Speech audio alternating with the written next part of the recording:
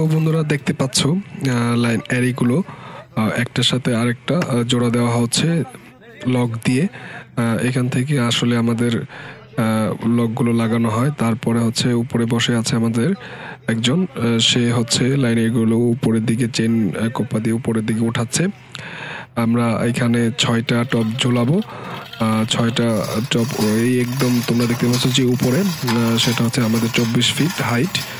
এটা একদম টপে আমরা 24 পিস উপরে আমরা লাইনেরটি ঝুলানোর চেষ্টা করব।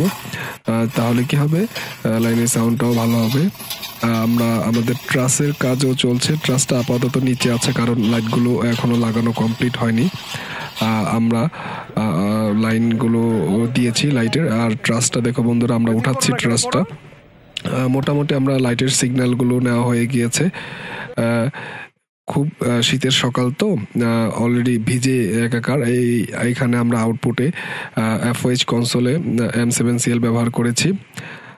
আর তোমরা বন্ধুরা লুকটা দেখতেই পাচ্ছ।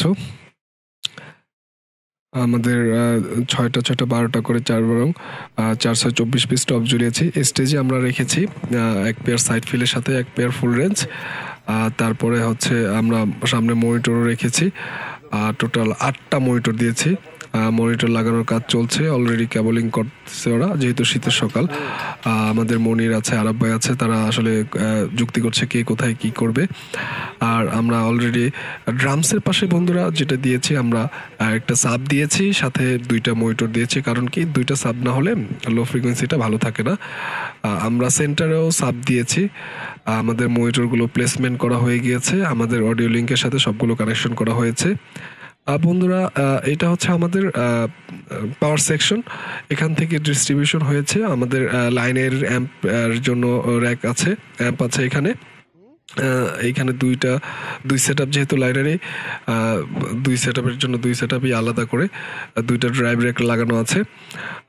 সাবের অ্যাম্প আছে, তারপর মনিটরের অ্যাম্পগুলো আছে। আমাদের যে প্যাকরিমগুলো, ওগুলো প্যাকরিমের মনিটরের অ্যাম্প। সাইড ফিলের অ্যাম্প আছে।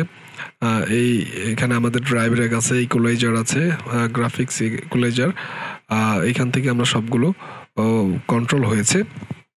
কেবলিং এর কাজ চলছে, যদিও এখনো পুরোপুরি কমপ্লিট হয় না, সকাল হয়ে গিয়েছে, শীতের রাত ছিল। তারপরে আমরা সাবগুলো বন্ধুরা দেখো, আমরা সাবগুলো দিয়েছি। আমাদের হাইট অলরেডি 24 ফিট উপরে আমাদের লাইনের এই টপগুলো উঠে গিয়েছে। তারপর হচ্ছে সাইড ফিলও মোটামুটি আমাদের স্টেজ কমপ্লিট হয়ে গিয়েছে। বন্ধুরা যারা এখনো সাবস্ক্রাইব করনি, অবশ্যই আমার চ্যানেলটিকে সাবস্ক্রাইব করে রাখবে। আর পাশে থাকা বেল আইকনটিতে ক্লিক করে রাখবে, যাতে আমরা নতুন নতুন ভিডিও দিলে তোমরা পেয়ে যেতে পারো। তারপরে বন্ধুরা হচ্ছে আমরা দেখো সাবটা কিভাবে মেনটেন করেছি। আমরা ঠিক 10 ফিট দূরে দূরে সাবটা দিয়েছি। তার ফলে কি হয়, সাবের যে অ্যালাইনমেন্টটা, ওই অ্যালাইনমেন্টটা ঠিক থাকে।